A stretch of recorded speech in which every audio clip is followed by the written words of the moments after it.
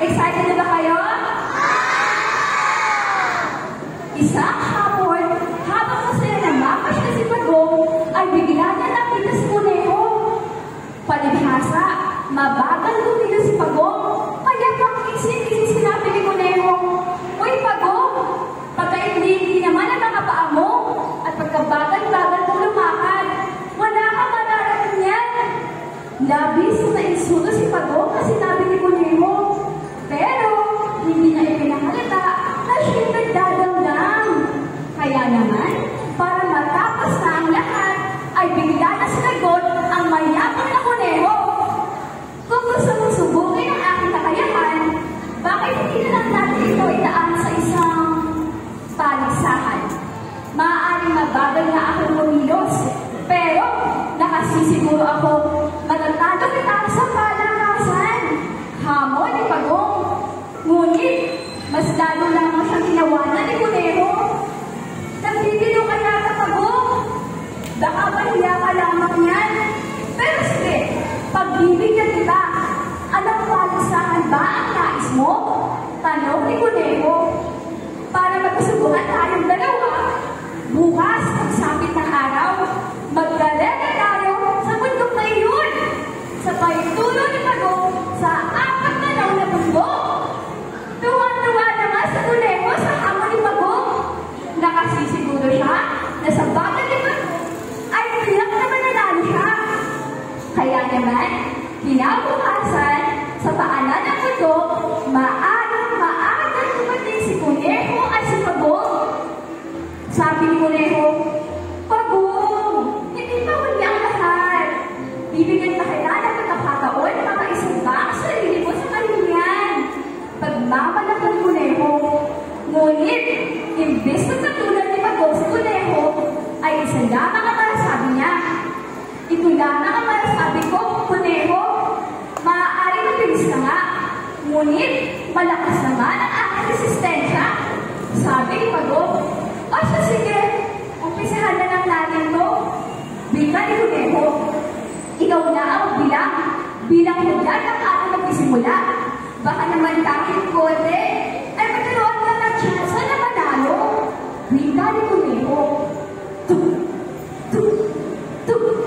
1, 2, 3, takbo! At dahil sa mga si Kuneho at si Pagong, halos sa 1 minuto lamang ay nakarating na kaagad si Kuneho sa bundok. Nagpalandag-lundag si Kuneho, at sa mata ng si Pagong naman ay mabagal na nalakad. Hatingin niyo ba, sino ang mananalo? Si Pagong o si Kuneho? Pagong? Sino ang si Pagong? Hindi nga, kaya halos lahat. Sino naman ang si Kuneho? Wala. Okay.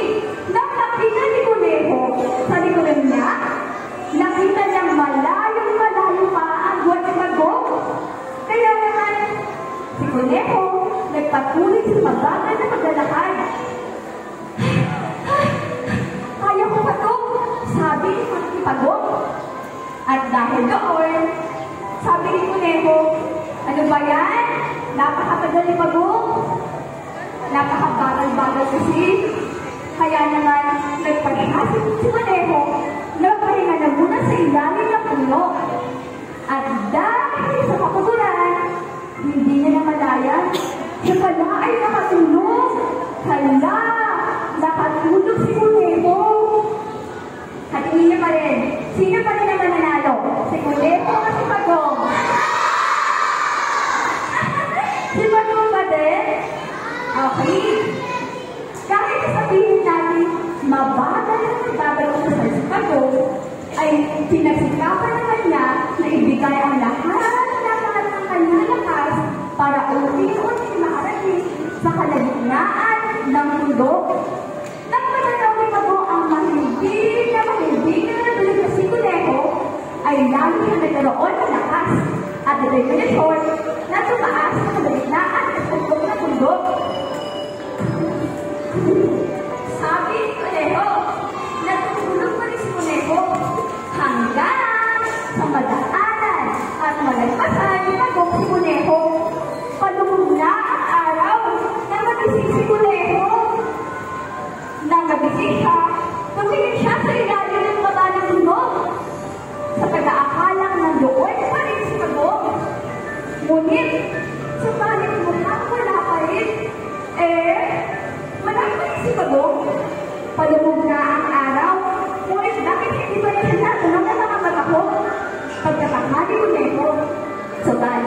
Muli tumakbo si Kuneho para abutin ang tuktok ng bundok. At makibulan niya, nakita niya, malapit na si Pagong sa tuktok ng bundok. Hala! Mawawalahan niya na ako! Hindi ito pwede! Bita si Kuneho at dali-dali na tumakbo hanggang maabutan niya si Pagong sa tuktok ng bundok. Hatingin niyo pa rin. Sino pa rin ang nakapunta sa finish line? Bakit walang si Kuneho?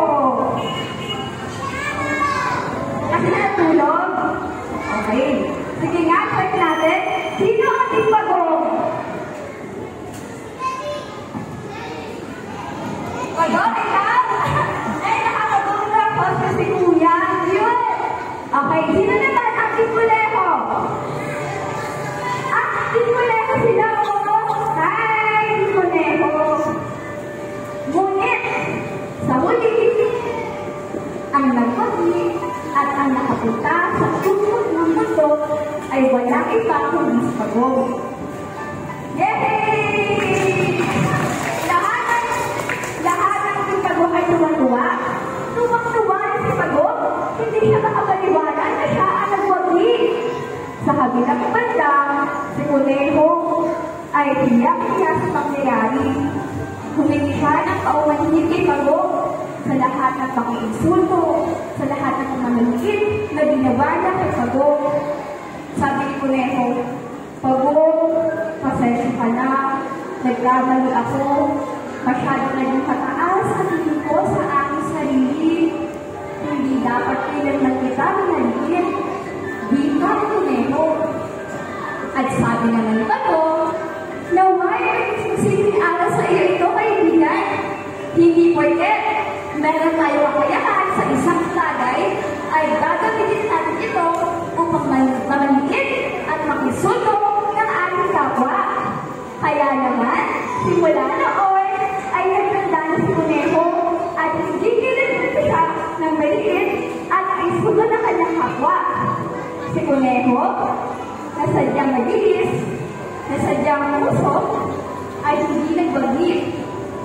Samantalang si Pagong na nagsikap at binigay ang lahat ng kanyang makakaya para magpatuloy at maabot ang tuklok ng bundok na nagbagi.